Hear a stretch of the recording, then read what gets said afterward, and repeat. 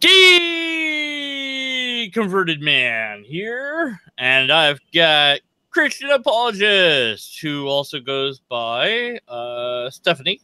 I said that name right. I said it right. You did. You did. Thank you for that. It's a miracle. Speaking of miracles, what a nice transition. That's what we're going to talk about.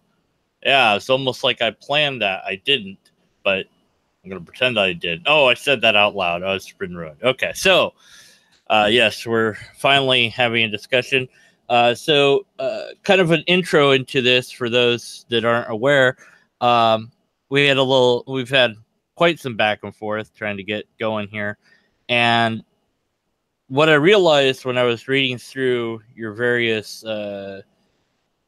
writings on biblical history, you have a website.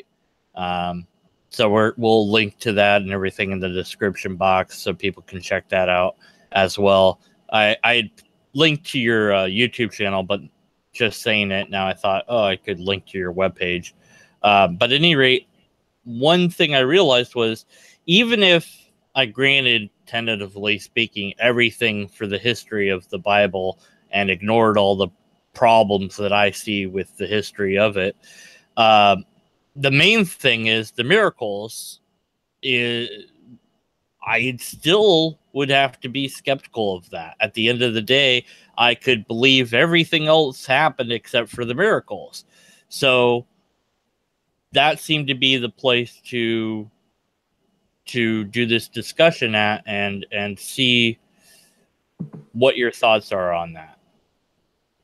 Okay, that's fair enough. I was just thinking I'm going to switch my thing, so get my camera off, just like you. Yeah. Oh, yeah. So I can match you. I don't have a webcam on this computer, and it tends to lag me anyway. So. Okay, so the miracles actually are, and actually that's one of a great point that you're making, because in Christianity, as you know, there are a number of different belief systems. There are a number of different perspectives on the Bible. And the biggest thing that I think that Christians should focus on is actually Jesus's resurrection. Because if we claim that Jesus did not resurrect from the dead, then we really have no foundation upon which to build our beliefs. And the early Christian disciples made the claim that Jesus did resurrect. Paul, as you know, on the road to Damascus, Paul had been a Christian persecutor who was actively targeting and jailing Christians. And he was standing there when Stephen was stoned. And Paul had a vision of Jesus. He saw Jesus, he said, in 1 Corinthians 15. And then we have Peter, who was very skeptical, and he denied Jesus 3 times. And that's pretty embarrassing. So, I mean, if they fabricated the New Testament and the Gospels to include something about Peter's denials, is pretty embarrassing stuff. And Peter did a 180 after Jesus died. He also indicated that he saw Jesus, and so he preached for decades, risking persecution. He eventually was hung upside down, crucified upside down. Paul was eventually beheaded, but Paul also went through a number of different torturous things, like Paul was stoned, and he was jailed, and he was whipped a bunch of times, and he was beaten. So these people were very adamant that they saw the risen Christ. And then the third one that I'll mention is Jesus' half-brother, James, who at one point tried to stop Jesus's ministry. There's that also, a little piece of embarrassing testimony in the Gospels. And so he also tried to stop Jesus's ministry with his brothers. And so that's pretty embarrassing. But he also, at the end of the day, said he saw the risen Christ. And he ended up writing, again, a book in the New Testament. And he also preached, and he was martyred for his beliefs, as were many other people. So these people were very adamant. And I think that point needs to be made. And so if you say they weren't adamant, that's one thing. I think we can all agree that they were adamant believers, ardent believers. And so what would be the counter argument for why they did what they did? Well, that is a question to consider, but I want to put that to the side for now and focus on a miracle event.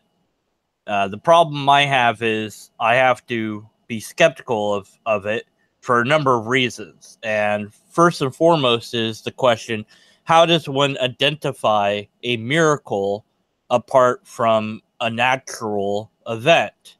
So if I see something happen and I didn't record it with any scientific instruments, how do I know that the thing that I just saw was in fact a miracle or not? How do I make that determination? I think in today's world, and I guess, if we could go back and we could look at the miracles that have been documented by followers of Christianity and the miracles of Mary. I actually wrote a blog on the miracles of Mary. But we could go back and look at those kind of things. But a miracle basically is defined as something that transcends our natural reality. And so if something occurs to us, or we hear of something that occurred that transcends reality, transcends what we know in the physical world, then we can probably say it's a miracle. So the fact that Jesus was able to rise from the dead, I mean, people just don't do that. You don't rise from the dead. You don't turn water into wine. You don't walk on water. All of these things were miracles because they were something that is not seen in everyday life, and it's not done in the natural world. Like we can't, like if I walked out there onto my pool, I would, clearly I would not be walking on top of the pool. I'd be walking, at the very bottom of the pool. So I mean, that just doesn't happen. So those are the kinds of things that the Gospels are claiming, and they're very compelling. Yeah, well, they're compelling for you and other believers, of course. But as a jaded skeptic, I have to have at least one example of a miracle to know that they're even a thing in the first place.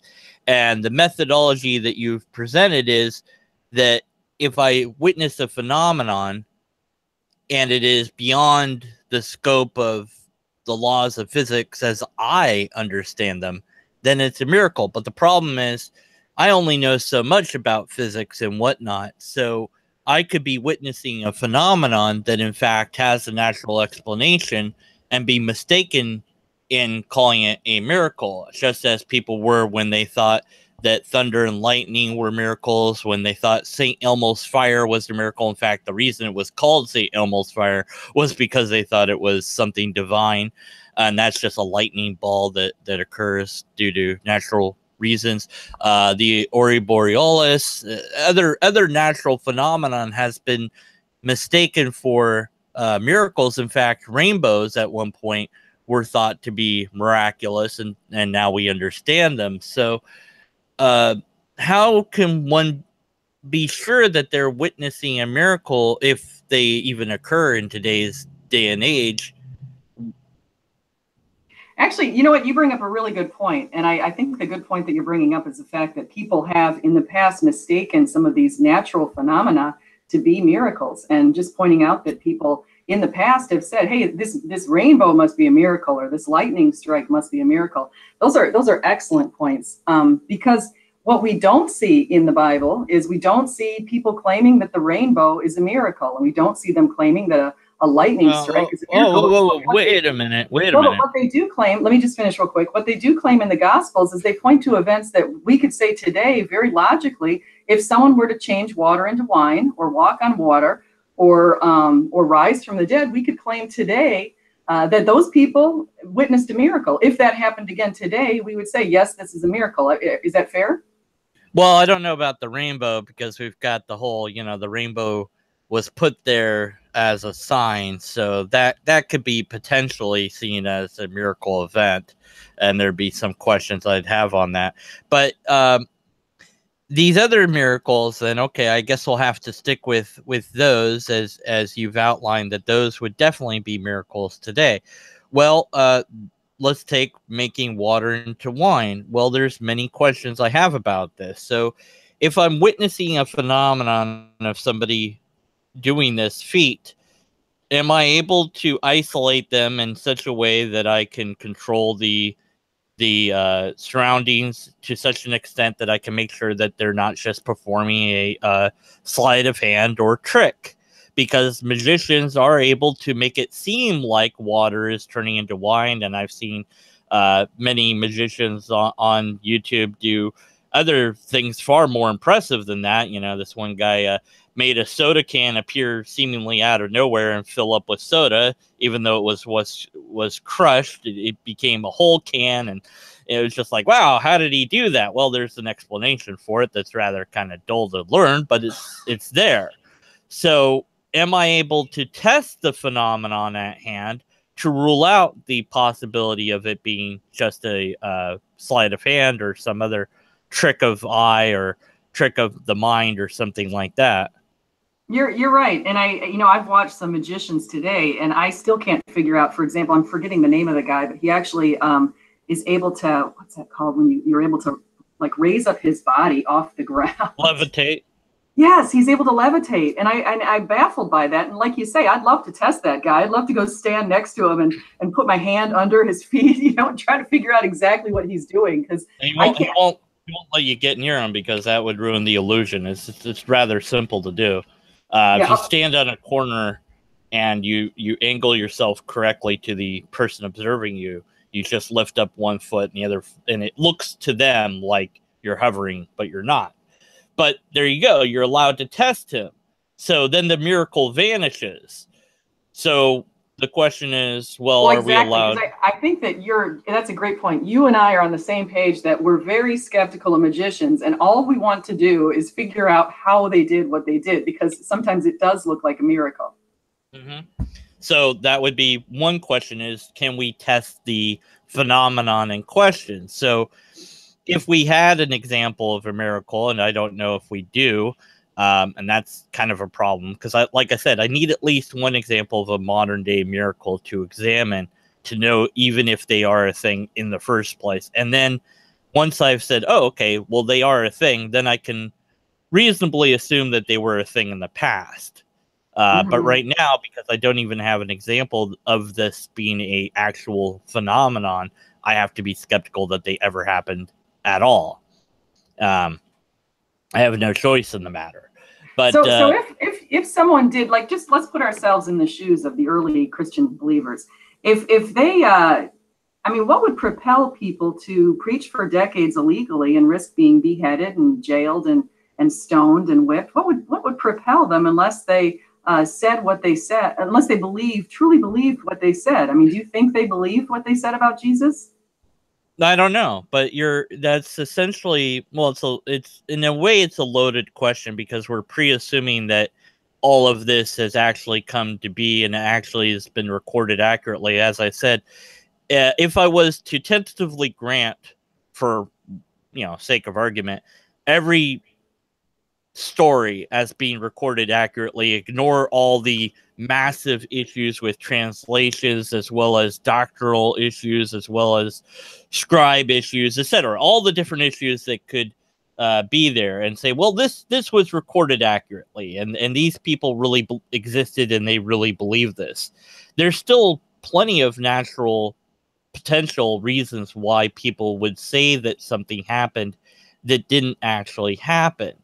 And the question is not, well, can we figure out what that is? The problem is, even if there's one potential natural explanation, it negates the supernatural explanations. But even deeper than that problem is, we still don't have an example of the supernatural. And we already have the issue of identifying the miracle in the first place with, well, can we test it or not? If we can't test it, then how can we be sure? And if we can test it, then the miracles always seem to vanish, at least in the modern era.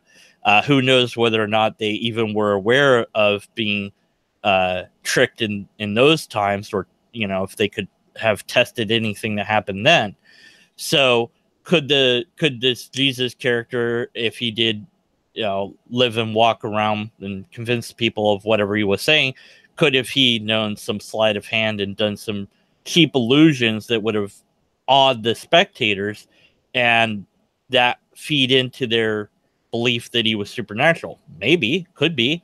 Could it be that if he had been killed in any way, let alone in a brutal way, that one believer is all it takes to say, hey, I saw that he was alive, and then through groupthink and other group phenomenon that happens quite ordinarily, other people would come to believe that they too had seen the same thing, even if they hadn't, because all it takes is one person to say this happened, and other people are willing to believe that that happened, and then all of a sudden everyone's going along with the story, and they'll believe that it was true despite it not being true. This is something that can happen, that has happened. We have different examples of different psychological experiments where we see groupthink in action, where we can see people change their mind based on only a couple of actors who are planted to get them to go away from what they know to be true.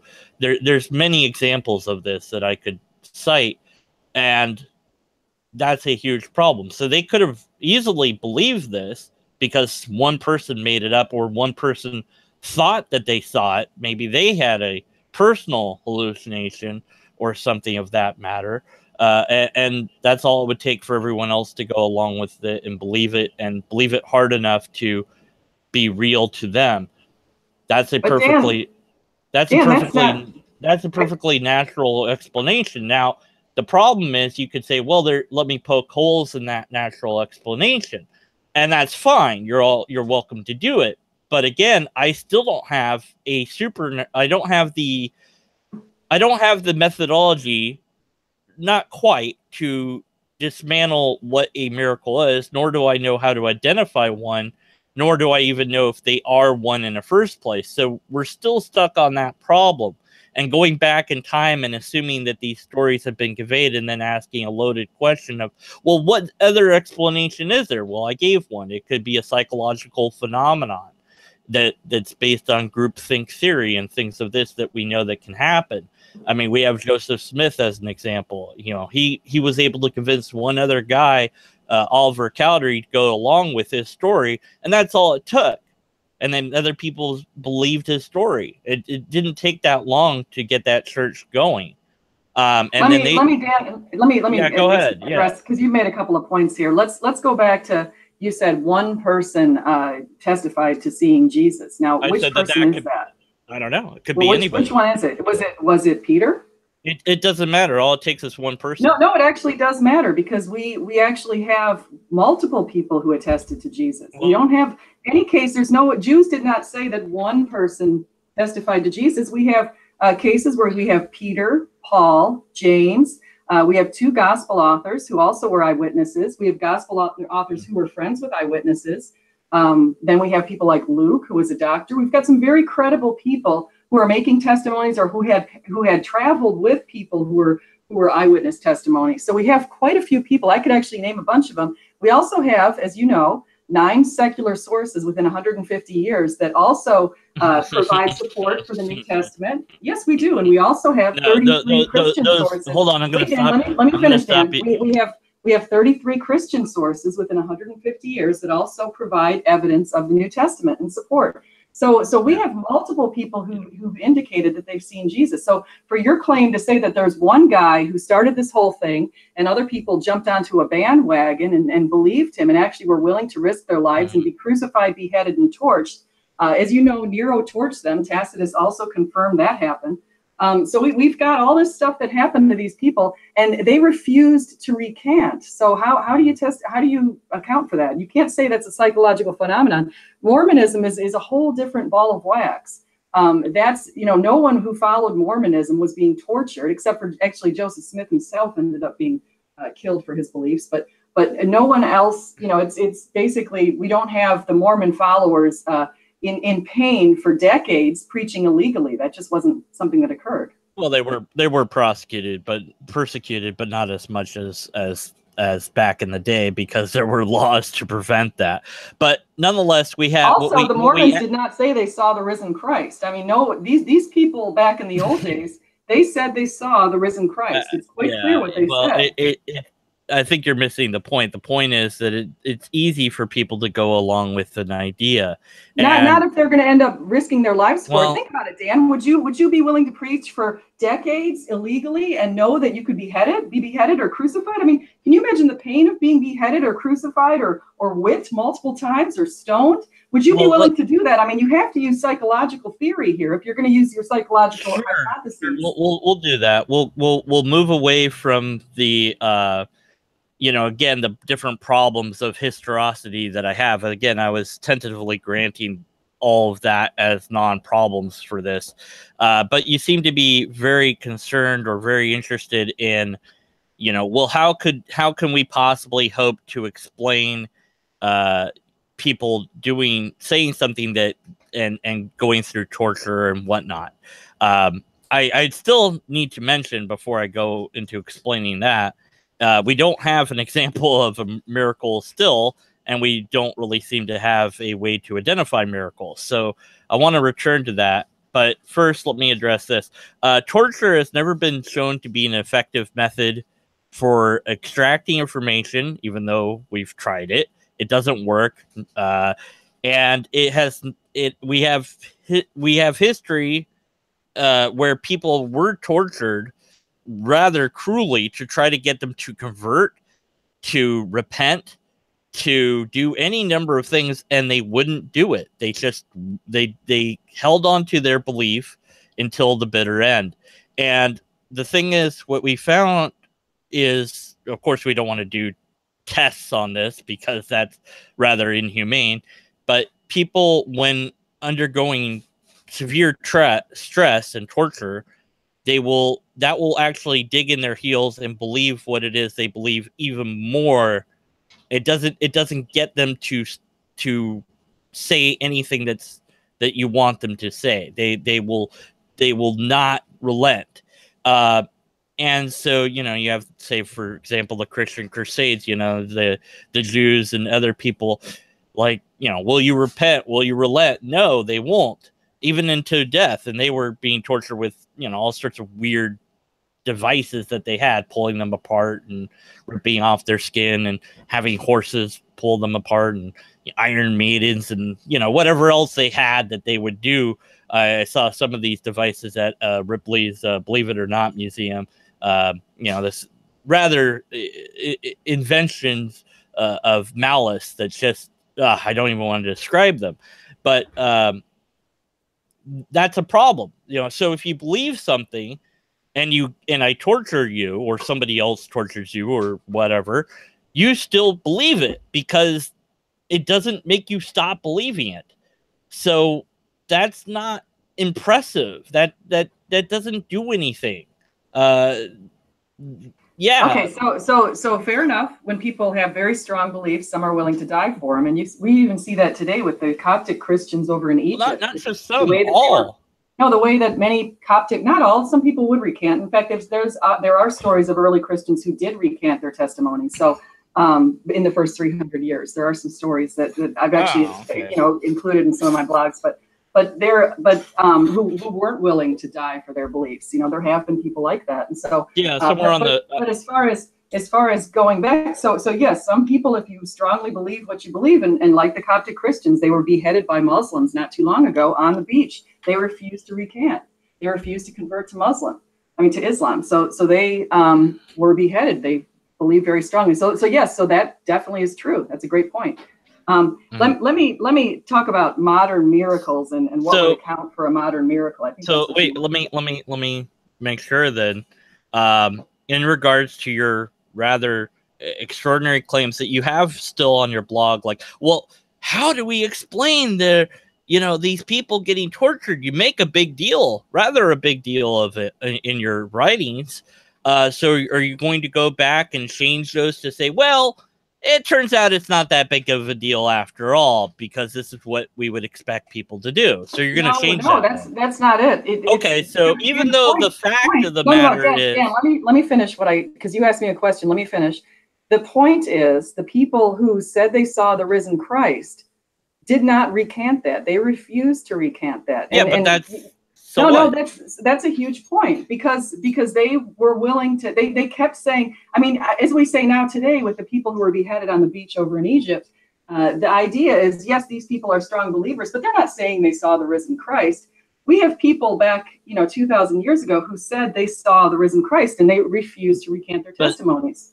Stephanie, so you have to, Dan, it does matter. You have to look at exactly what they believe. No, you can have you have to look at that objectively. What did they believe? They said they saw the risen Christ. The belief is independent from the fact that when tortured, people will not, again, we have to base this on some sort of bell curve, because you mentioned that there are a few people that do relent, which I was like, okay, that makes, think about it. If I were going to be tortured for something I didn't truly believe in, well, I certainly would. Even I would if you, recant. I would say, even if you, I was lying. even if you do believe it, you might decide to, choose life and less pain over continuing your idea. You might just say, well, I'll be a Muslim. Sure, I'm a Muslim. Yeah. And then hopefully I can escape and then get out of there. And at least I get out of there alive. But on the you brought up a great point as far as the Inquisition, because there were many Jews who were forced to convert to Christianity during the Inquisition. Largely speaking, they wouldn't do it. Some of them would say that they were Christian, but they truly weren't Christian. So I would they didn't want to face the. So you do have people who do sometimes they recant their testimony. Right. So there's probably some sort of bell curve we could formulate. With if we were to set our minds to it, and it would be probably majority, let's just assume, because I think it is, I could be wrong, that more people don't change their mind under torture than do. Okay, we have a mundane natural explanation for this phenomenon, and so you've made a big deal about it on your blog, and now we've come to the truth of the matter that there is a reasonable explanation for why people wouldn't relent on their belief despite being tortured. So are you going to say, well, this isn't that big of a deal after all, because that's the fact of the matter in your writings? You're going to change that then? No, Dan, of course not, because this was not something that was a temporary. Dan, let me explain why. At least let me explain why. So go ahead. Why are you not going to change your writings based on fact?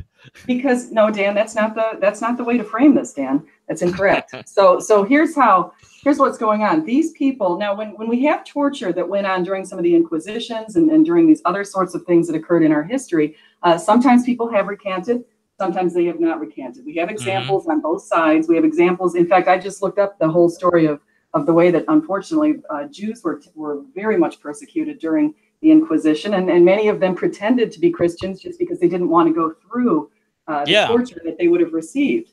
So we do have some people who are recanting and some aren't. So my point is a lot of the torture that we see in modern times isn't long-term, decades-long torture, but that's the sort of thing that these early Christians went through. They were persecuted over decades, and Paul detailed this stuff quite a bit in his books.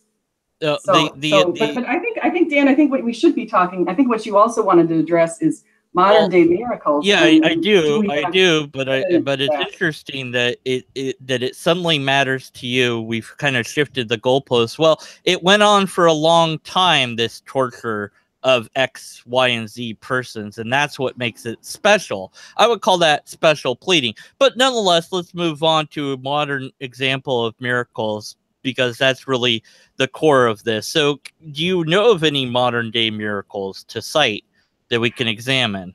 I don't, but let me I can't think of any right off the bat right now, but I do know recent history miracles, and I've cited those from people who've testified that they've witnessed Mother Mary and that sort of thing. And I'm not going to go into that so much. I think in our lives, a lot of times we experience these small miracles that prove. Well, what's a small miracle? Is that still a violation of space, time, and physics as we understand it? If here's in my life, I'll give you examples of at least one small miracle that. Well, I don't want to. You could say it's just something that is I'd rather not have an example. I'd rather have an answer to, is a small miracle what the definition of? Because the regular word miracle meant that it was something beyond the laws of physics. So is a small miracle something different than that? I could call it, yeah. Then that's a great point. Let me call it a small, highly improbable event. Okay. And so highly improbable events have occurred in my life, and I'll point out. How do we gauge when something's improbable? Well, I think we can gauge it through statistics, and we can assess what the possibilities are or the probabilities of occurrences to happen. Okay. And so, for example, when and this, I know I am 100% sure that as a skeptic, you're gonna think that this is not something that's improbable, but for me, it's something that seems highly improbable. Is every time I've gone to the Bible, and I know this sounds funny, and I'm gonna preface it with that. When I've gone to the Bible, sometimes wondering or asking God for advice on things, and I know that people say, am I using the Bible as an 8-ball or whatever? Am I flipping it open? Well, yes, sometimes I do flip the Bible open and try to get guidance. And there have been a number of times recently where, for example, when I was wondering what my next blog should be, I flipped the Bible open and popped up on Judas. So I wrote a blog on Judas. I was thinking about writing a blog on Judas before that. And so I flipped it open, and it was like confirmation that I should write a blog on Judas. I've also flipped the Bible open to the First Thessalonians verse a whole bunch of times, and it's not an old, worn-out Bible. I've got a new Bible. Christine, you were half right. It is called confirmation, but you left out the bias part. Well, and you know what? Actually, and I'm Stephanie, by the way. But that's Stephanie, I'm sorry. Christine, I don't know how that name got stuck in my head. No, that's okay. It's no worries. No, I'm just saying that in my mind, it's like kind of cool because I've said prayers and I open up the Bible and it happened. I happen to find these really amazing verses. Have you ever tried this with any other book? No. Why not? I mean, what am I going to go flip open a history book downstairs and see what page I come up? I mean, it's just really interesting to me. Well, then you don't have any statistics to base this observation that this is a minor miracle on. Well, I do actually, because I can look at my Bible and I can see how many pages. No. Right in front of me. You have one example. You're only doing it with this one book. 1940 pages. Stephanie, you already had said that, if we're going to call something a minor miracle, that we need some sort of statistics. Yet this is the only book that you ever do this with. You don't do it with any other book of equal or greater length than the Bible, or less length for that matter. It doesn't, that may or may not enter into variables there. So you don't have any statistics to call this a minor miracle. Because you're only using one book. How statistics are, I actually took 6 courses in statistics at the PhD level. I'm very well aware of how statistics are performed. Right. And so if I were to test a hypothesis, I would consider things like probability. So I've got 1940 pages in the Bible, and that the improbability of opening up to the exact same page a number of different times could be calculated via statistics. And it is improbable. Now, have you recorded it? Have you recorded this every time that this has occurred? No, I haven't recorded it. Okay, so you don't have any actual data. I'm not trying to collect data and do statistics on my Bible. Well, then you don't have. You just admitted it. You don't have statistics to call this a minor miracle. Dan, I'm not trying to say. I'm saying that it's improbable when I happen to. How do you know? Because I know that there are 1940 pages. Well, so for it doesn't matter how many pages there are. Yeah, you don't have any. Dan. You don't have any data to back up your assertion that this has happened more. Maybe it seems like it's happened more than once. Maybe it has. I don't know. You don't know either because you haven't bothered to record it. Okay, so there's no statistics to base your statement on that this is a minor miracle in the first place. Dan, I'm not trying to calculate. I mean, I'm just telling you that. Yeah, well, you're not trying to calculate it and prove that your assertions are correct. Okay. I agree. Let's move on, Dan. This is getting silly. I see the people in the chat are also thinking this is very silly. I think it's very serious. Well, yeah, because you've been shown to be wrong. Let's move on. Okay, so do you have an actual... Is this how you're going to treat your guests? This is how I will treat you. Okay, all right. Well, I'm going to let you go then. Thank you very much, everybody, for joining us. All right. You don't want to answer questions from chat? I don't. If you're going to treat me and call me names in a chat, I didn't. Did I call you a name? Did I call you a name? you're looking to try, what you're trying to do is not to hear a viewpoint. If you listen to the guys on Non Sequitur, they're very polite when they talk. Well, yeah, they're very easygoing, and they don't try to get to the core of the truth. That's what I am concerned is with. But they don't accuse their people who join their channel of being, you're wrong, you're wrong. I mean, I'm just trying. Well, you are wrong, and I pointed out why you're wrong. You don't want to admit to being wrong, but you are. The thing was, I wasn't making. I'm not. Well, I'm just telling you that I've had. So you're not making a claim with the small miracle in regards to flipping through pages of the Bible. That's not a small miracle then. I didn't say it was. I said it was a highly improbable occurrence. Okay, based on what? The probability of opening up to a different page. And how do you know the probability? Because you haven't measured the amount of times that you've done this. You don't have any data. I haven't measured the amount of time. So you don't have the data. So how do you come up with probability with no data? What the times were in recent times, I'd probably say 9 out of 10 times I've had something that was. But you haven't recorded it, so you don't have any data to make that assertion on. No, I haven't recorded it, Dan. But I could do that. I could start doing it today, and I'll let you know what the numbers are. Maybe in 2 weeks. Well, I would want you to do it. Is that what you'd like to hear? I'd want you to do it with other books as well. But yeah, sure. Okay. All right. What else do you want to talk about? Okay. Well, do you want to just go to chat then and answer some questions? If anyone has any questions for Stephanie, I almost said Christina again. My brain just wants you to be called that. I don't know why. Please ask them and we will address them. I think I see a lot of people. I see Jen with one N. Yeah. Hi, Jen. Beach. I know some of these people. Secular. I've seen Secular before. All right. So I don't know if there's any any questions per se. Finding a window seat on an airplane. Oh, let me tell you about. Can I tell you about an experience on an airplane I had? Sure. Okay, so once I went on an airplane and I was wondering about Jesus. I wasn't totally sure about Jesus, and I'll admit I was a very weak Christian for a while. And I spotted this man in the crowd, and he was almost ethereal. He had like a light around his. I mean, it was just looking at him. There was something about him that really stood out to me.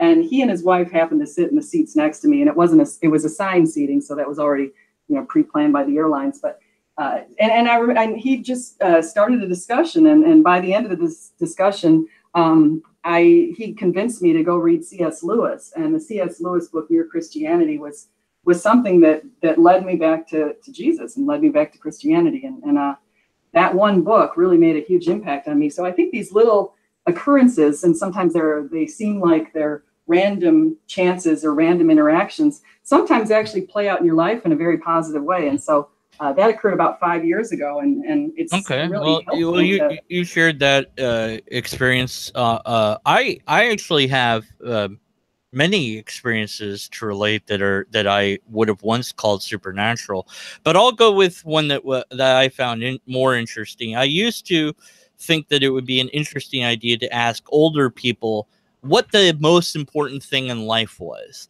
And I was like going to write a book about, their answers at some point. But I gave up on that idea, and here's why. I would find that older people would tend to tell me, God this, God that. And I was a Christian at the time, and I was like, oh, that's cool. But I was like, everyone keeps saying this. All the old people, they don't have any original answers. It's all God. And I can't really write a story about that. There's no story there, So it wouldn't surprise me that given the country we're in, where Christianity is dominant, that somebody would be a Christian. Okay, so that's what they call the genetic fallacy, and that's saying that's a genetic fallacy, and it basically is saying how you came to a belief is a reason for discrediting the belief. But I didn't say that though, did I? But that's actually, you're saying because I grew up in, say, the United States, where we're about 86% theist. Because I grew up here. No, I said that we shouldn't be surprised to find that somebody would sit next to you or you to them that happened to be a Christian. That's not that big of a surprise. That's not the same as. Oh, okay. So you're going back to say that because the pastor happened to be a Christian and I'm in a Christian country, that it shouldn't be and it really isn't a surprise. You're right. But the particular person who sat there, who started sharing his message, was he was very compelling, and he lives. And I'm eventually going to go into that church when I.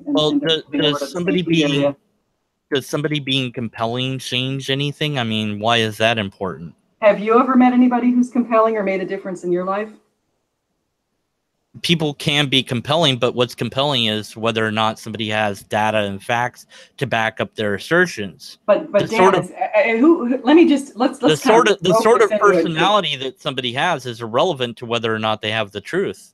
But Dan, if let's go back to, I mean, forget the pastor right now. Let's go back to your life and your story. So has there been anyone in your life who has made a difference in your life? Sure. Right. We all have that, right? There may be a coach or a teacher or someone, maybe your parents. I mean, I can think of my dad. He's such a hard worker. He always made jokes about working half days, which were 12-hour days. Besides milk, do we need anything? No. Sorry, I had to deal with real life for a moment here. Sorry, everybody. I do apologize. You're not at work or something, are you? No. We were seeing whether or not we have milk. The answer was no. We are out of milk. So you just gave a fact. That is indeed the fact. Yeah, that was the fact. We do not have milk currently on hand. Okay, and how did you notice, Dan? Well, because I happened to observe that in the refrigerator where we keep milk, there was no milk, and if it's not in the fridge, it's probably bad by now. So these are good facts. No, there you go. It's some decent facts about people who you've met over your life is because I look back on my life and we do exercises in some of my classes sometimes where we just think about people who've impacted us in a positive way and people who've been good leaders. Yeah, I do logic here on YouTube to the best of my ability to do so. And one of the things I try to remind myself and my viewers constantly is it's not the person or the group that's presenting the argument. It's the argument that matters. So isolate that from your emotions, from everything else, because somebody can sound very, very convincing. That doesn't mean what they're saying is true. Oh, absolutely. I'm certain of it. I mean, you could go back into all of these. I mean, I think it was Jen with one N here who talked about other religions. And certainly we have some leaders over the centuries who've been very influential from different religions. I mean, you could go back and say Muhammad obviously had a big influence. Yeah. But let's had a big influence. Let's go back again. Let's try to return to the miracle topic, because that's, I know that I'm very bad at tangenting, and we tend to do that. You said offhand you didn't know of any modern miracles, but you did know of a few that were in the past. Do you know of any that we had placed into a controlled environment? Actually, that's a good question. There's and I try to remember the name. Give me just 1 second while I look this up on my thing. But there was a cloak. There's an instance where there's a cloak that's still around today that was in Mexico, and I'm not remembering the exact name of this miracle, so I'm going to look this up. But this apparent cloak was something that should have disintegrated a long time ago, and somehow it's fully preserved. And people today from the University of Florida have actually gone and looked at this cloak, and they're amazed that the colors and everything that's on the cloak have still been preserved for hundreds of years. And apparently the cloak has survived things like a fire in the church. It's and let me just so you can go today and find this. So let me find that and tell you exactly what the name of that is. So. Whoops. Okay, I already got that question there. I think I got it. So, are you looking at other questions? Yeah, I'm talking to them, even though I don't seem like I'm talking to them. So everybody that's in chat that's hearing my voice right now, if you're not hearing my voice, then you didn't hear me say that. So that's kind of redundant. Ask questions now. I'm getting them all copied as much as I can, but if they were in a row, that would be easier for me. Don't make it easy for Deconverted Man. Make it hard. Okay, we got, I like that one. These would be Okay, it's Our Lady of Guadalupe for anyone who's interested in that particular miracle. So it's a miracle where there's a cloak. They called it a tilma, and it says it was a very poor quality and it was rough to the touch. But there was a picture, basically, of what occurred in the room when Mother Mary and these people said they witnessed Mother Mary. There's a picture that's been preserved on the cloak that they haven't been able to destroy. And there was a biophysicist named Philip Callahan from the University of Florida, and he actually went and looked at the cloak recently and also confirmed how it's pretty much a miracle. So that would be something that you can see in the modern day that could provide some. So wait, they can't destroy this image on a piece of fabric? What do you mean by that? Like, it's one of the, the way that this image. Because I'm pretty sure if you give me a flamethrower, I could destroy the image pretty quickly. I don't think they're trying to destroy the image that's on the fabric, but what I'll do, Dan, is I'll send you the link. I'll tweet out the link to this thing so you can read up on it. Yeah, and I can. Maybe that would be a video where I deconstruct that, but that wasn't. Well, I guess that would have been. I'll get to the questions. I'll get to the questions in the chat in just a moment because I had one thought to ask you about. And this kind of goes back to what I was asking earlier, that, we have a phenomenon, and let's just say that we gathered the world scientists because we were able to do that somehow. And they all said, well, we don't know. And we don't have an explanation for this. Do we then conclude that it's a miracle? I guess we'd want to see exactly what it is, don't you think? I don't know. Is that if the world scientists come and they say we can't explain it, I think it would really probably be really helpful to have exactly what the context is. So what exactly occurred? I suppose, okay, let's say that we had somebody levitating. That's pretty impressive. I've asked many times for my computer to levitate. Hasn't done it yet, but one of these days, maybe it will. But let's just say we had a human that appeared to be levitating. We, had him in a chamber, vacuumed it out, whatever the bleep and he's doing it. He's levitating. We can't come up with an answer. We can't come up with an explanation. Does that mean it's a miracle? You actually, have you ever been to places like India or they claim there's thousands of people that claim their gurus levitate all the time, but they won't step foot in a scientific lab. But I'm just asking, as a general. I have a colleague. Let me just tell you what happened. I have a colleague who went over to who's from India. Actually, he was born and raised in India.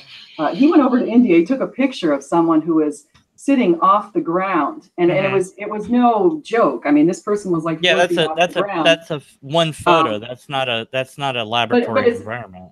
Well, it's my friend who took a picture. He's a professor at my school. He's certainly not making this up. He brought the picture to me, and I was amazed. I mean, he wasn't trying to fool me or anything. Sure. And I can't explain it. Honestly, I can't explain it. There is a natural explanation for it, and one picture isn't really data. I mean, that's not the same as asking that person who appears to be levitating to come to a lab and do the same feat in a controlled environment. So I'm actually giving more benefit to my analogy here by going to ridiculous lengths and saying, in my hypothetical scenario, we have a person that we are sure isn't doing just a trick, and we are asking the question, is this a miracle? And is the answer yes, no, or we don't know?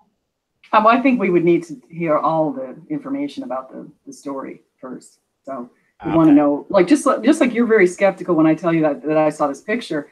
It's one of those things where I also look at the person who presented me the picture and think to myself, now, does he have any reason to try to fool me about this? And he doesn't. I mean, he just showed up with it, and he showed me the picture, and I was like, whoa. Yeah. Wow. And what angle was the picture taken from? He was in front of this person, and the person was about 4 feet off. Did he take another one from behind? No, he didn't take another one. Did he take one from underneath? Listen, Dan, I don't know. I didn't ask him. So that doesn't seem very scientific to me. I would have taken all sorts of pictures. Okay, well, maybe if you go over to India and you see that, take some pictures and show it to me. If they allow me to, I certainly would. But that would just debunk the one person, and we wouldn't have a methodology to answer the question whether an observed phenomenon is a miracle or is not a miracle. And I don't know that we ever really resolved that together, but oh well, I'll leave that for the audience to deal with as they will. Let's go to questions in the chat, because you seemed off put by my attitude, and I can be rather rough at times. I do apologize for that. Again, I'm attacking your argument, not you, but be it as it may. Beef price which? Well, anyways, they asked which disciples were asked to recant. Which I don't think we have information on which disciples were asked to recant. I don't. And how do we know that any of them were asked to recant? Because you did say that many of them were. Many of them testified in support of Jesus and ended up dying in support of Jesus. I know that if we look at history, and actually we look at some of the different authors from the first, who have written about the first few hundred years, or who were in the first few hundred years, that people often were given a choice to convert to paganism, or they could, if they converted to paganism from Christianity, they would be freed. And so I do have a blog on that. So I've identified some cases where that has happened. So it might not have been the specific word itself, recant. It might have been that they just were asked, hey, you can either convert to our faith or die in a horrible way. Exactly. That's I choose death. Oh, okay, well, okay. What's behind door number 3? Johnny, and I'll give you a copy of all these questions so you can, I can see some of that. I can actually see these too. Right. But I recognize some of these people too. I've seen them in other chats. I haven't seen Theophobe before. I don't think. Okay, so Johnny Drive By asked, is faith required when all-knowing? Well, this is kind of a okay. Is faith required when this all-knowing being knows I won't use faith to make my decisions? In the Bible, it does mention quite a bit on we should test our faith, and we should make sure that we're not falling for things that could be untrue. So I think that anyone who has a lot of rationality and reason within them should test it and should figure out, is this the case? I mean, what should I do? We do have a history of people who have tested their faith and have come to Jesus. For example, J. Warner Wallace, he's a policeman. He was raised as an atheist. His father was an atheist. He tested it, and he actually identified a number of reasons to come to Christ. And he wrote a really good book on Christianity. He's written a few of them, but Forensic Faith, and he's got some other ones. Oh. We also have people like Lee Strobel, who was a reporter for one of the newspapers in Chicago. And Lee was an atheist. He's a lawyer. And he went and did a lot of investigations and came to Christianity as a thing. I like how Dan makes these puffy noises in the back. Sorry. And those are just a couple of them. So there are more. I could go on, and I know you don't want me to. Well, I don't know that answered the question. The all-knowing God is requiring my friend Johnny to use something that Johnny is unwilling to use. No, actually, I did answer your question. You don't need to just have faith and not do any testing. My point is that you do need to test. We should test. You shouldn't just rely on faith. I would never just rely on faith. What's the test for miracles? Personally, as far as the test for miracles from whether Jesus had miracles? No, that they exist in the first place. Oh, that miracles exist?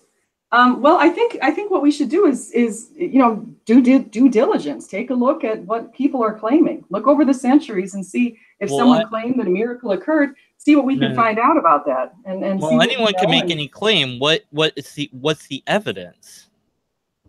Well, for example, if you went and you looked at this cloak that I was mentioning before from Our Lady of Guadalupe, you got the evidence in front of you. You could go assess it. You could measure it. You could take scientific information about it. Well, it depends what they're claiming on, what the claim is, and whether I'm allowed to test it myself or not, I suppose. Right. Well, maybe you could join this Dr. Philip Callahan and go assess it with him. Yeah, sure. If he lets me have a flamethrower, I'll see how destroyable it is. But okay, I guess that wasn't okay. So why did the Jim? I'm not sure who asked this because I didn't get your name. Sorry. Why did the Jim Jones cult drink to Kool-Aid? I'm pretty sure you didn't mean to put the word "to" in there, but that's the way you wrote it. Why did the Jim Jones cult drink Kool-Aid? Because they believed that would send them to. That's actually a great question, because I do get asked that a lot. Why, for example, are there cults like Jim Jones cult? And that speaks to what I made in my last point, which is the fact that we should test these people who are making claims. Jim Jones clearly, and there's a bunch of people who are like him through the centuries, but these people clearly were deluded, and people followed him. It's a real shame that they all committed suicide. It's there horrible. was a Vice documentary that's really fun to watch. This guy claims to be a reincarnation of Jesus, and he has this huge gathering of people that live around him. Is that the guy who's in Africa? I think it was in Germany somewhere. Oh, okay. I don't remember, but it's a Vice documentary. It's really interesting. So yeah, because there's a guy who someone on Twitter contacted me and said I should be following this guy who's in Africa, and he showed me a picture of the guy, and he said, "This guy is like the next Jesus." And I said, he also I don't think so. I'm sorry, but he's supposed to come in glory. The guy. That's not my idea of coming in glory. Yeah. So why did they drink Kool-Aid unless they believed they would be persecuted for their beliefs? Lots of question marks. Well, I think they fell for a falsehood. They fell for a falsehood. It was in Guyana. If you go back, this is a number of years ago. This occurred, I think, in the 70s, if I'm not mistaken. But it occurred in Guyana, and these people traveled with Jim Jones, and they were under the belief that committing suicide would bring them immediately to heaven. And so the why is kind of hard to answer, because people do things for different reasons. Like, we can only know so much, So yeah, and I don't know what was going through their minds. I mean, I always wonder. I would say the reason they did is because it's easy to believe that something is true. It's something that people, our brains are just that. We do that. Yeah, you're right. And there's a certain sense of gullibility. I mean, people who decided they were going to follow him to Guyana, I mean, when they made that decision, they were already in it. Yeah, you're pretty committed. They were behind this guy. That for whatever reason that brought to mind this guy that believed the world was going to end. I think it was 2012 or whatever it was, and he had sold everything he had except for the clothes he was wearing. Literally, he'd gotten rid of it. He gave away his money. He had nothing, literally nothing, except for the clothes on his back. He didn't even have a wallet. And there was this little film of him at Times Square counting down. And then you see his face, and his face is all excited. And then his face like slowly changes to utter defeat and distraught as he realizes that he was wrong. And it's just like, so brutal to watch. But anyways, Secular asked, your God can only do things that would happen anyways? I guess this was in regards to the small miracle claim of the flipping over the Bible thing and whatnot. Can God do things that wouldn't happen normally? I think you would answer yes. So. Yeah, I definitely would answer yes. I mean, I would ask what Jesus' resurrection is I would ask a different way. Will God, right here and now during this hangout, do something miraculous that we could all see? I doubt it. Okay. I doubt that God's going to do something miraculous that we could all see. So kind of a shame. Blaster Master. It'd be cool if he did, but yeah, it would. Yeah. keep asking.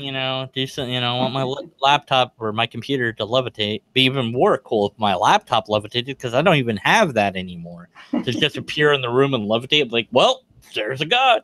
Okay. Blaster Master. Dan, let me tell you what happened to my sister once, because this is kind of a crazy story. So my sister, and she's only had, I feel like I've had a lot of experiences. My sister had one thing or two things happen to her. When she was very small, she was caught in a rip current, and she heard a woman's voice that told her basically not to fight it. And she ended up surviving. And then a second thing that happened to her was she was sitting at her desk at our workplace years ago. This is in her 20s. And there was a cross on the desk, and she said a little prayer to God, and she said something like, just show me if you're real, that kind of thing. And the cross literally moved across the desk. And that's her. She's remembered this. This has happened, 20 something years ago. Pretty amazing, really. And it didn't happen to me. Now I could be skeptical and say, oh, sure, Jen, what are you thinking? But she is very adamant about this. So. Well, I mean, doubter. there's plenty of stories like that for every religion, so it's not really, to me, it's not impressive. Blaster Master 801 said the time that he opened Zen and the Art of Motorcycle Maintenance, the writer was talking about the same town that they had just arrived at. Is that a miracle? That guy's funny. Is that a miracle? Yes or no? No, I don't think that's a miracle. I think it sounds pretty fun. Why not? I think I told you that. I did not say that opening my Bible was a miracle. Under the definition of a minor miracle that we had before, where it's an unusual event with a high probability of not happening, I guess it would have to be called a minor miracle. Unless we want to change the definition. Let me use the wording I was using earlier. I said an improbability. Yeah, it's improbability. It's something that's highly improbable. Well, that's pretty highly improbable. He just arrived at the town and flips open the book and it's right there. That's highly improbable. I think that's pretty neat, actually. I like that. So it would be a minor miracle. Who knows? Yeah, maybe highly improbable. Yeah, minor miracle. Under that definition. Okay. Johnny asks, do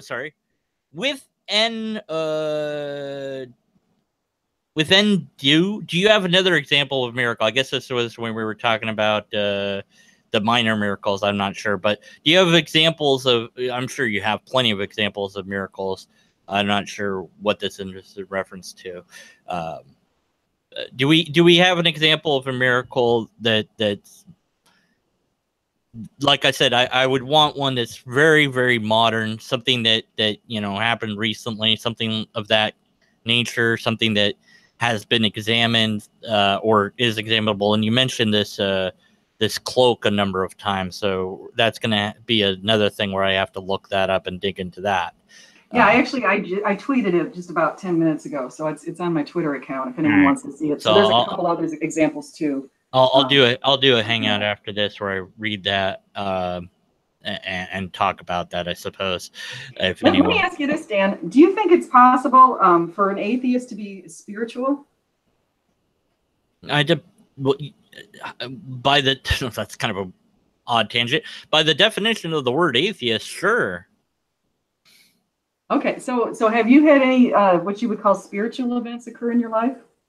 I had events that I once would have thought were divine or mystical in nature. I don't think they are anymore.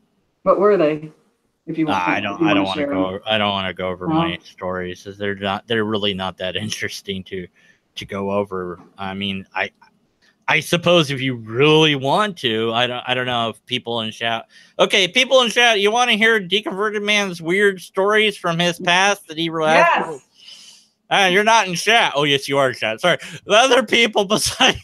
Okay, you did, and you're my guest, and I was a little bit rude to you earlier, so I deserve some sort of humbleness here, I suppose. As my way of formalizing my apology to you, I will perform this endeavor. Okay, so when I was a teenager, I don't know how old, but I was in my teens. I woke up in the middle of the night, 2 or 3 in the morning, some crazy time, and I walked outside. I had my shoes on and all that, but I walked outside and I started walking down this road, and I was talking out loud to myself, as I sometimes do. Einstein did it, so it's okay. Don't judge me. No, anyways. But I was talking out loud to myself, and I had some imaginary friends. I'm going to pretend that Einstein did as well. But anyways, I was talking to them as well. Now, I've always known they were imaginary and not anything more, but, talking to them is just talking to me in a different way. Maybe it uses a different part of my brain. I don't know. Anyways, right in the middle of walking down this road, all of a sudden, when one of them was addressing me, they said, "Go home." And even though it came out of my mouth, it didn't seem like it was me that was saying this anymore. Even though I was saying it out loud, it felt like it wasn't me. And I'm like, "What do you mean go home? I didn't say that. You didn't say that. What do you mean? What? Who am I? What's going on?" And all of them started saying, "Go home, go home, go home." And I also then felt this like there was hands or pressure on my shoulders, like I was being pushed down towards the ground, and this presence there, like somebody was watching me or something, and they're all telling me to go home. And I said, no, I'm not going to go home. Go away. And then this presence left, and they resumed talking normally, and we were like, well, that was weird. Okay, whatever. So I went to where I was going, which was this old school of mine. I wanted to look at some of the playground equipment and be nostalgic. I don't know. And then I started walking home, and there's this, I don't know if you've ever seen these. It's hard. It's always hard for me to describe this. This wall of dirt that's a hill, but they cut halfway into the hill, and they put up a cement barrier to hold the hill back because they wanted to build the street there. So what you have is this curve made out of cement that's also a hill. Does that make sense? Yeah. Okay. And then so you have the sidewalk that's a few feet down, and then you have this curve that goes above it.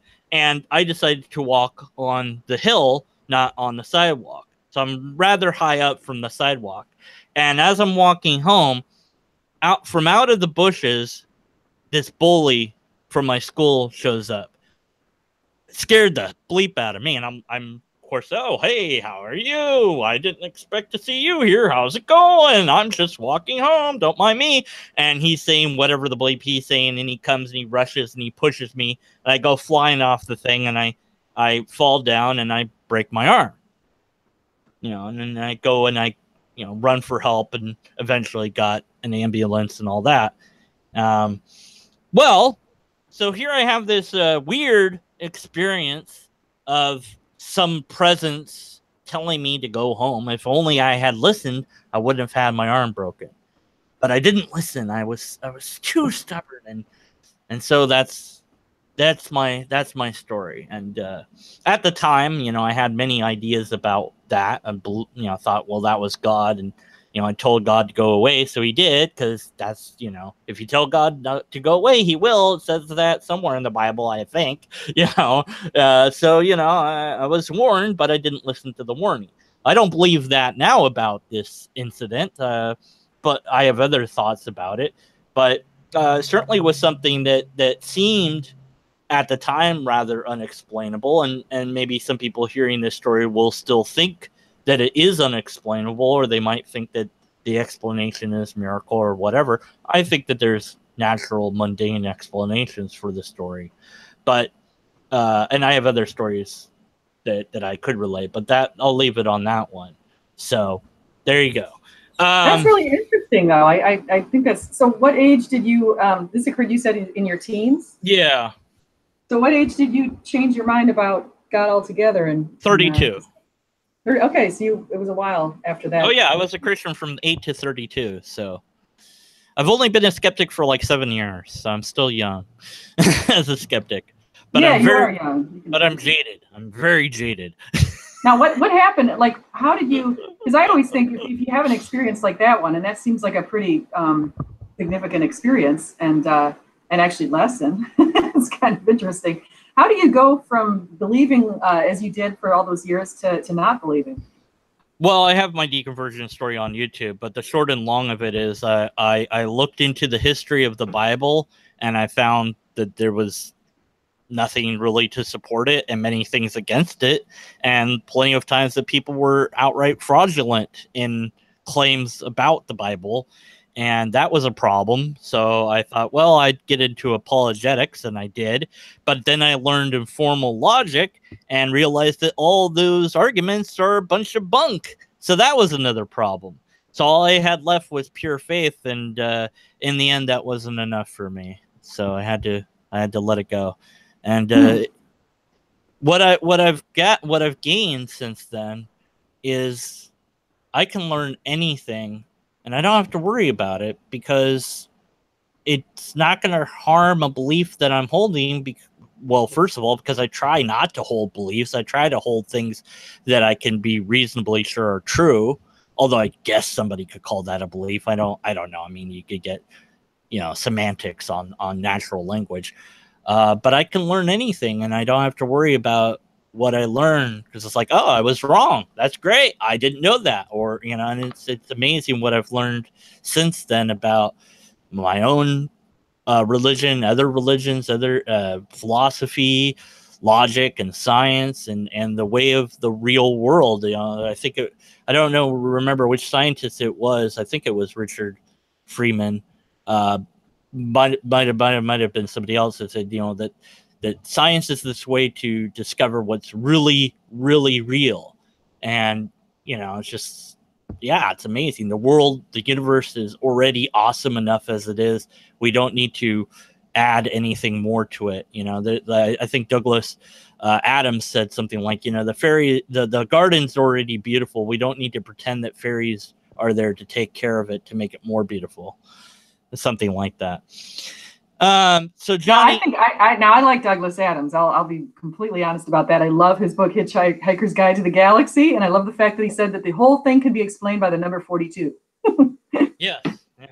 I love that. No, I love science too. I love science. I love business, leadership, human resource management. I've got all my fields I love that are not just religious fields. So we should be lifelong learners. I think that's really important for everyone. Hey, we agree on something. Yeah, now I must be summoning the ghost of Dill hunting, even though he's alive into me. I just like possessing me. Do you watch his show all the time? I watch, not all the time. I do watch Atheist Experience. I love Tracy Harris. Oh, well, it's not gonna happen. Anyways, let's return to your question. Oh my gosh. You know what? That's funny. You mentioned Dillahunty and Tracy Harris, because I just posted something on Twitter. That's the next rebuttal that I'm going to write. I'm going to go find one of their videos and try to rebut it. And I've actually been listening to a few of their videos, and you and I have different viewpoints on that. I don't feel the same way about them that you do at all. Yeah, well, I mean, it depends. Well, if they have bad logic, I'll point it out happily. I'll cream anybody. I'm on the side of logic. Good. That's excellent. I actually lost some viewers because of something I did because of that, but I won't bring that up, even though I did. Okay, Johnny Drive By. What'd you do? You bring up no, we're not. No. Johnny Drive By. Yeah. Does God talk to you and not to me? It's like, does God talk to you, comma, God doesn't talk to Johnny, so does God talk to you? I think God talks to all of us. It's just whether or not our ears are open. Okay. Okay. It's you mentioned if people want to walk away, they can walk away, and it's in the Bible. It is in the Bible. It's in Romans 1, and it basically said that God lets us live out our lives the way we prefer, and if we prefer to live without Him and separate from Him, He lets us do that. But He also waits patiently, and we can get that from the parable of the lost sheep. He wants to bring you back. Well, I'm definitely the lost sheep. If Johnny was to say something like, "Hey God, say out loud hi to me," there's no waiting period. There's no, how do I put this? He could wait his entire life for that to happen, and nothing could happen, and then he just dies. And then if God was real, I guess he gets to see him, and God, he's like, "Hey, God, why didn't you say hi?" Like, I don't do that. Go to hell now, I mean, well, you shouldn't put, as the Bible does say, and I know you know this, is you shouldn't put them to the test. Well, but see, that's kind of. But I do, just like when my sister decided, she said that little prayer and the cross moved. I do think if you're diligent enough and you're sincere enough, you will have signs. I've received signs in the past few years that are unbelievable. And but I think it's a zero-sum game in that if something happens, then you might be willing to attribute it to a specific deity. But if nothing happens, then eventually you die, and that's it. You don't get to that's a counterexample that nothing happened during their time is a counterexample to that. Well, you can always just move the goalpost and say, well, they didn't try hard enough, or they weren't sincere enough, or whatever.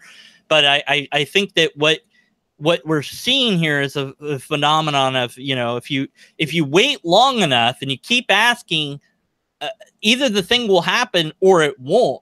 And if you're looking for something to happen, it's like looking for certain numbers. People get obsessed with, like, say, the number 23. There was a Jim Carrey movie on that. Not a very good movie, but people can get obsessed with seeing things and finding patterns because we're pattern seekers.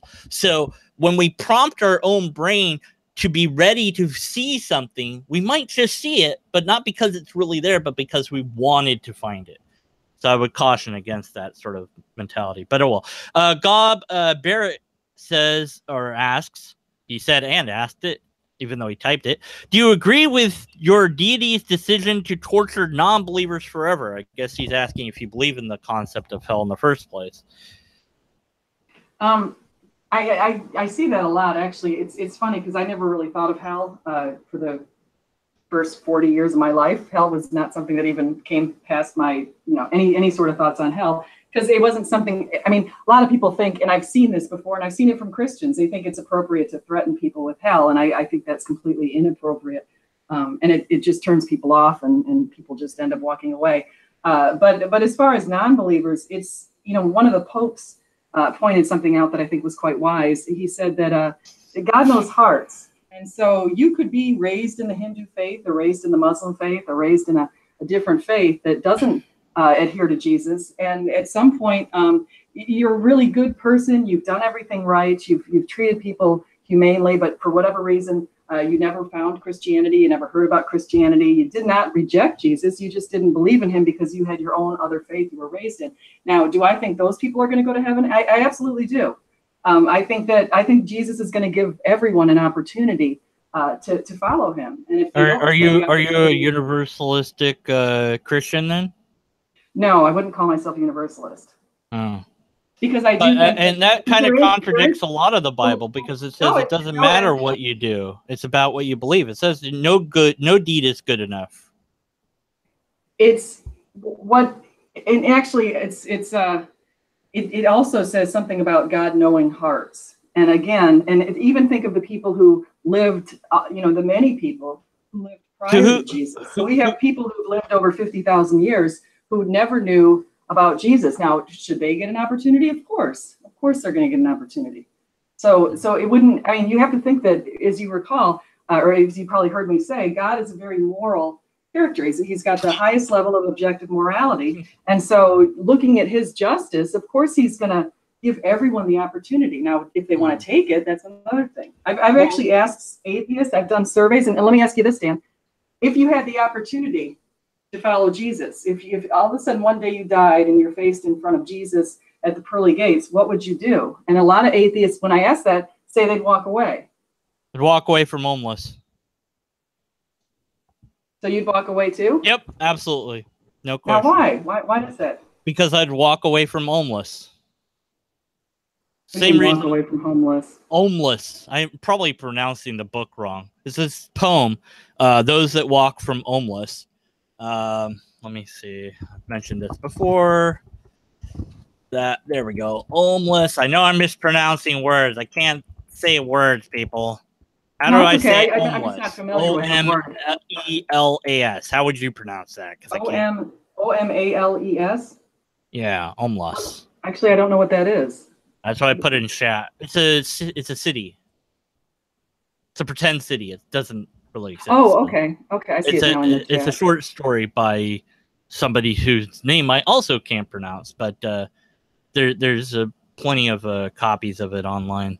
I can put one in the little description. So what does it mean when you say you'd walk away from Omelas? What does that mean? Omelas is this paradise city, but in order for it to be a paradise, one person has to be tortured, and everyone has to know about that person being tortured. So the people that walk away from the city are looking for something else.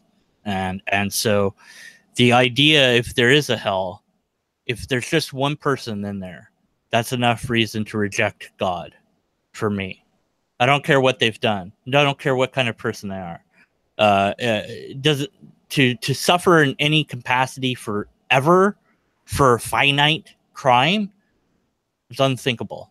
That's not worthy of worship or to be around. I don't want to be around that. I'll walk away. Well, that's the choice you have, is to walk away and to be Yeah, I without don't. God. It's to me, disgusting. if I had to define what I think hell is, and it does define it quite well in the Bible, and I'm not going to get into that because you already know what it says, fire and that kind of stuff. But if I had to define hell, one of the best ways to define it is just being without God. So right now, as a loving person who appreciates love, love's inside of you. But if you choose to be without God, imagine how you're going to feel after that. Well, I feel pretty good without God as it is. You have God inside of you. You just don't realize it. Well, I've tried to kick him out. I mean, I've prayed to Satan.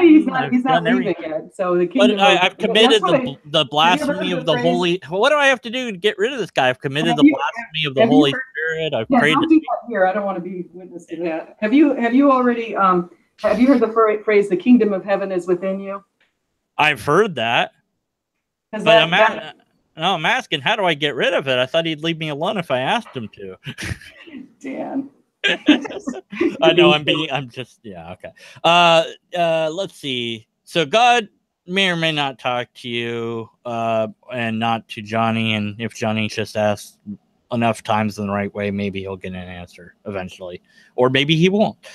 Gob Barrett asks, do you agree? Oh no, sorry. We already covered hell. Oh no, we didn't really. You said that you think that people, don't necessarily get sent to hell. Some people, but somebody does. And that's okay with you? I'm perfectly content with the idea that Hitler is in hell. Yes. I'm also very content with the idea Stalin's right next to him. I'm quite happy with the idea that Mao Zedong is there too. Do you think that they're being tortured, or do you think I would be fine with that if they're being committed crimes against humanity? That they're being you'd be fine with the idea that they're being tortured forever, for all time. I'm completely fine with that because I don't consider what they did a finite crime, Dan. I consider that an infinite crime. What Hitler did, for example, just let me finish this real quick. What Hitler did in murdering 6 million people, including almost all Jews, what he did was a crime against humanity that has had a ripple effect on humanity over the past decades. This is an infinite crime that will always live on.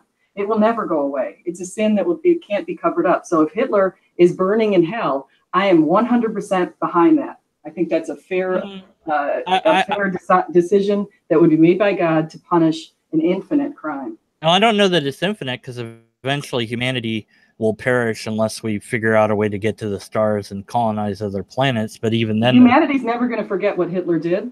Even then, so there's a ripple effect from generation to generation that we're going to always remember what Hitler did. This is a sin that never dies. But what I was trying to get at is eventually there won't be humans around, or eventually the universe will end, one or the other, unless we figure out a way to stop that using science or something. That'd be cool. But let's just say that humanity ends at some point and we're all dead and in heaven or in hell. I would be okay with Hitler or whoever being tortured in the sense that they had to experience everybody's pain and suffering that he was responsible for, however long that they encountered that pain for, however long, whoever it is. So however many people that is, could be thousands, tens of thousands, 6 million people. Yeah, it could be a very long time, but it'd still not be an infinite amount of time. I'd be okay with a finite. It would turn out to be a finite punishment, but anyways. Well, it's also actually, you know what, and that does bring up a point. Is it an infinite punishment? Now, it doesn't indicate in the Bible that this is an infinite eternal punishment. It indicates that they're going to get thrown into the lake of hell and destroyed. And it also indicates in the Bible that Satan has the power to destroy souls. So they might just be tortured for a while and then annihilated, and then gone, and then destroyed. It's very clear in the Bible. Why? What's the point of that? Well, if you have someone like Hitler, I think it's a good justice. Why? How? He killed 6 million people. But what's that do for anybody? What's him? Well, I don't want to see Hitler in heaven. But what? I don't think somebody like that has any right to be in heaven. Well, yes, I agree. He's done bad things. The more I hear about him, the more I think he was a pretty bad guy. So what I'm trying to point out is he's getting a finite punishment. He's going to be destroyed. His soul will be destroyed. Even if you say he committed a finite crime, it's a finite punishment. The souls are destroyed. What does the torture do for me? I don't think it says anything about torture.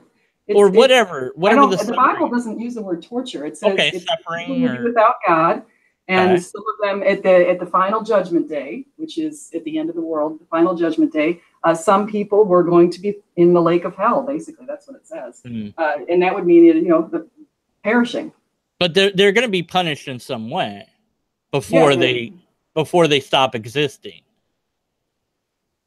But there's different theories on exactly what I'm asking. What I'm asking is religion you follow to know exactly. I guess what I'm trying to ask is what good does that do anybody?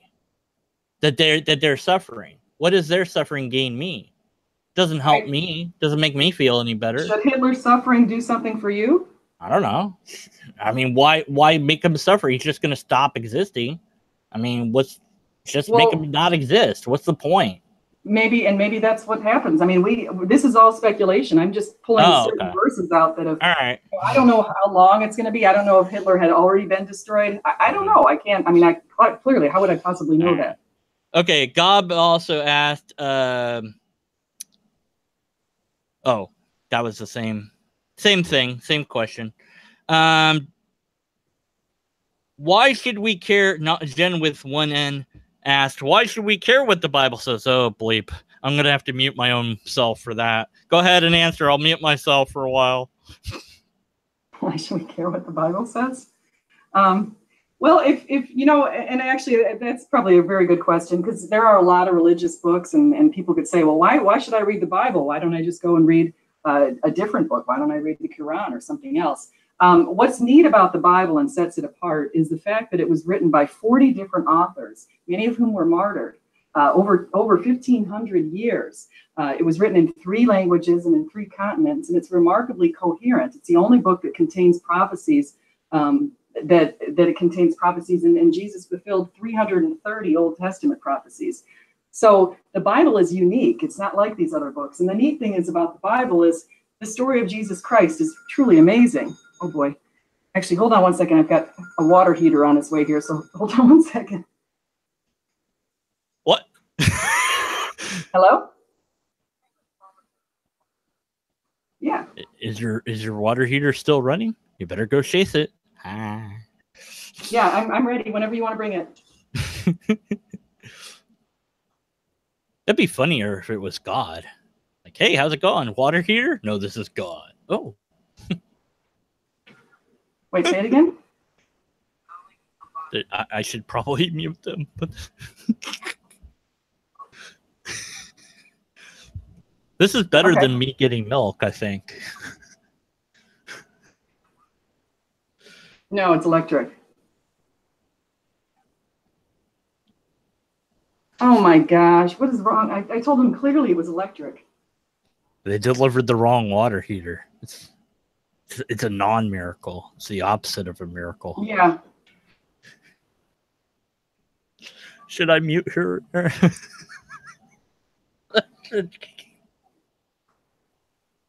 Jen, mute yourself. Okay, yeah, I'll do that. I have to give me 15 minutes though, because I've got something going on first.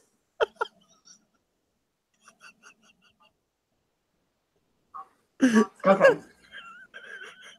Yeah.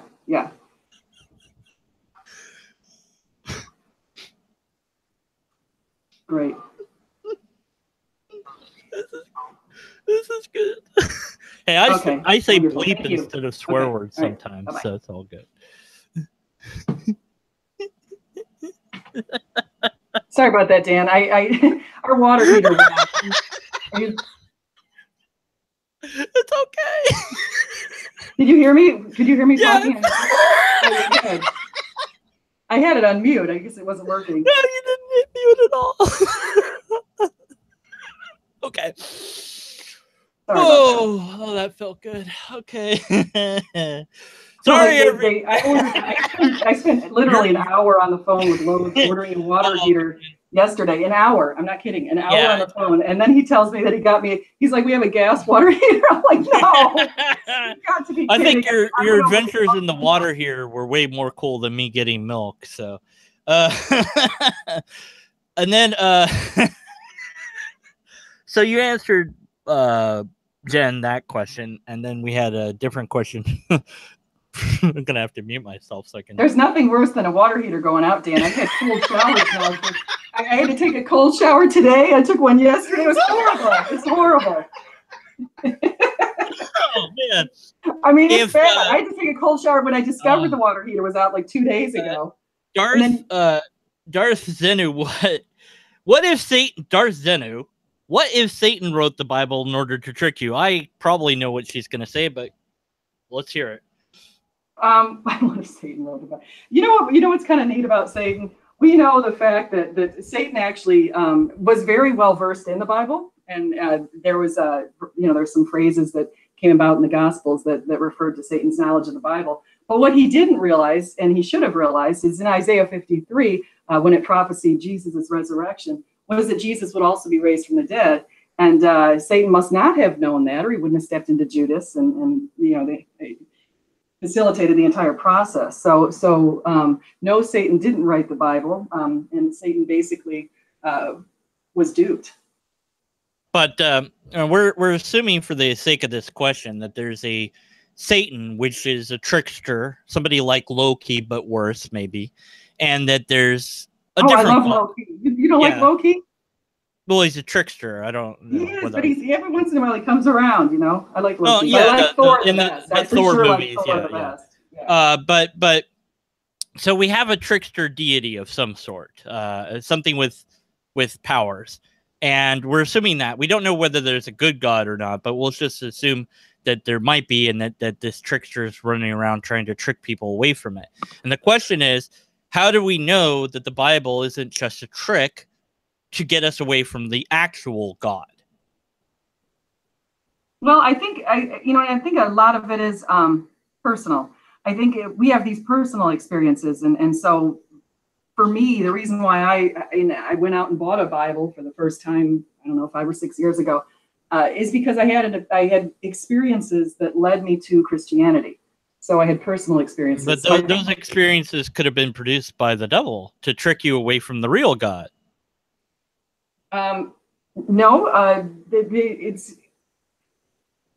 I don't want to go into what my experiences are, but I've had experiences that basically have made it quite clear that God is there to help us. And so, and actually the advice that I was given by God, the one time I heard his voice, and I did hear his voice once, and it was basically to scold me for something I was thinking about. And he corrected me and led me the right way, just like you heard it one time too. I heard a very clear voice. And this is only once, in 2016 in October, in San Antonio. I heard his voice once, and he gave me advice that was very well taken, and it's great advice. And I predicted some things that occurred in my life. So so I know that wasn't Satan. Satan would not have given me such good advice. Well, I didn't ever say that I'd heard God not out loud or. In my head, no, I don't even think that in my head I could say that I heard God. I thought I felt God, but I don't know that I've ever I wouldn't say that I'd heard it. But I don't know that really answers. I mean, it's your answer to the question, fair enough. But to give the question its fair due, Satan or the devil, whoever it is, could be giving people good advice as long as that advice is leading them away from the real God. I think he's actually done that in other religious texts. I definitely, and I'm not going to go down that path, but there are different religious texts where I think that the influence of Satan is quite clear. So we would need some methodology to determine whether or not any given religious text was from evil or from good, and we would have to have that methodology apart from the religious text itself, because we're already saying that text could have been the work of a trick to get me away from the real God. So what would be the methodology that we would employ to determine whether any given text is of a good God or a bad God? Rather than you would want to read the text and see what the message is. Okay. So yeah, I think that let me say this before I go down the whole Satan thing. There's in every religion that's a modern religion or is a well-followed religion, everyone has the a few different things. We all have the idea that we're supposed to do well for our neighbors. The golden rule. The golden rule is actually something that transcends religions. It's part of all religions. I shouldn't say transcends. It's part of all religions, and that tells me that God has had an influence in all religions. However, I don't think that God necessarily started these religions and had an influence from their get-go. And I would say that with respect to the Quran, for example. So, because the reason I doubt the Quran is because Muhammad said that God took Jesus to heaven before the crucifixion. And so many Muslims think that that means that some other guy, some random guy was picked who was resurrected and apparently said nothing to identify himself, and no one apparently recognized him. I mean, that's what they think. And so the fact that the Quran says that tells me that, where did this Quran come from? Because when I believe that Jesus Christ is the Son of God, and then someone says that he actually wasn't resurrected and someone was resurrected in his place, that tells me that there's an influence in the Quran that's not of God. But that's again assuming that you've got the right text in the first place. Yeah, and my only answer to that for me personally is because I have had personal experiences, so I can't really. It's hard to. Well, the thing is, it's a question. It's kind of a metaphysical question in a way, because it asks, if we assume that there's these entities and one is good and one is bad, one's trying to trick us away from the good one, and for whatever reason the good one's letting the other one do it. We don't know why, but that's what's going on. That, to me as a skeptic, that adds complexity to the problems we already have navigating life as it is, to add another layer of issue with that and be like, not only is there a deity, and I'm not sure which one it is, but there's another thing that's kind of like that deity that's trying to trick me away from it. That's another huge problem. So it's one problem, compounded by another problem. And I see it as an unsolvable issue of theology, because every text, no matter how benign it seems, maybe somebody could write the best, most perfect way to live life, the most, and say that it was all from God inspired, and say, and the God's real name is, Hamster. Why not? That was the first thing I saw. So God's name is Hamster. Well, that's not the true God. The true God's name is whatever, fill in the blank.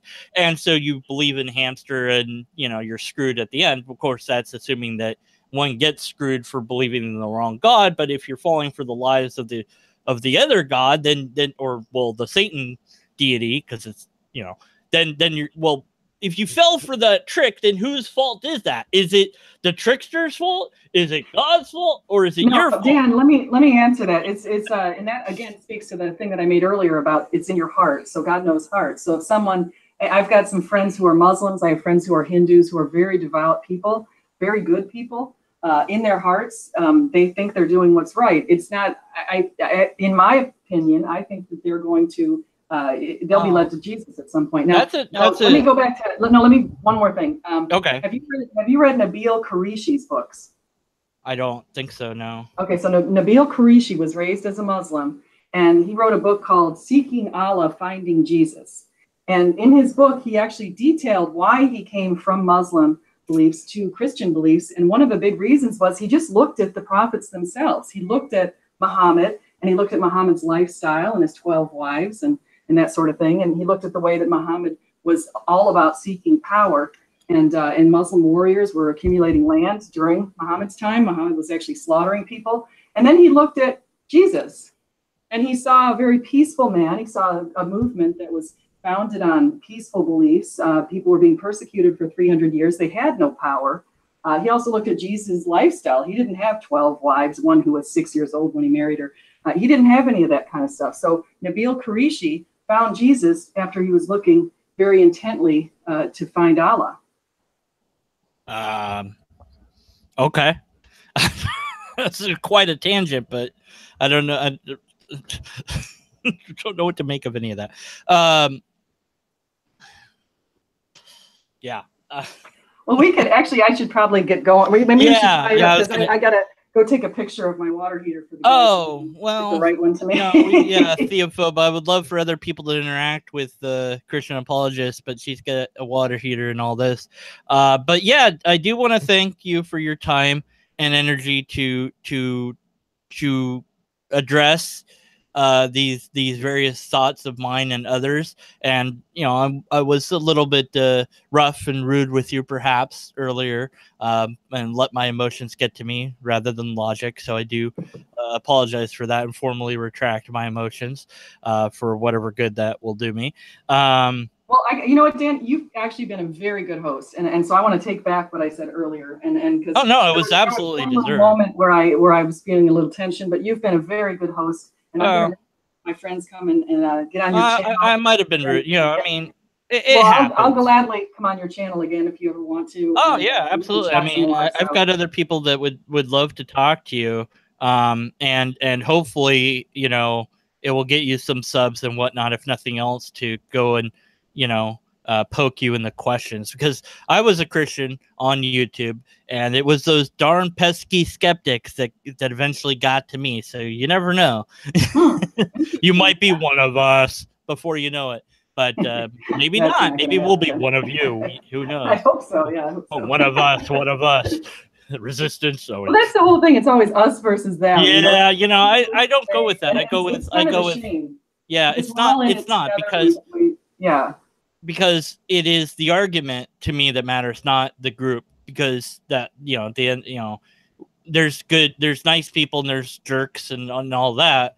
But it's like, well, what's the argument? That's what matters to me, is what's the evidence? What's the argument? And that's what should matter. But, you know, we're humans. So, you know, we base things off stupid stuff all the time. So thank you again. And I'll be sure to link things that I mentioned, like link your blog Thank you. And because I linked to your YouTube channel, and I don't know why I didn't think to link to your blog, but probably because I'm lazy.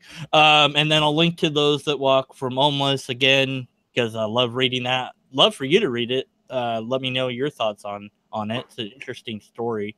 Yeah, no, I'll look at that. And what else? I guess that's it. So I'll have you say one last thing, and then I'll say the thing that I usually say sometimes at the end of some of my videos when I say it. Whatever. Okay, well, thank you, Dan. You've been a very polite, great host, and I really appreciate coming on your show. And it's been nice to be able to share my viewpoints and hear your views and your past. I think you've given us some really interesting stories, and so I like those, and I'm going to reflect on those. And so I just want to thank you again. All right, and I will say, unless and until we have a logically valid argument, we should be skeptical of the conclusions. All right, then I hit the button. Where's the button? No, keep saying things. No, hit the button. Hit the button. Oh, that's the button. Wait, are we still broadcasting? Oh, bleep. Don't say anything about Hitler. Don't say anything. Oh, okay, now I'm done.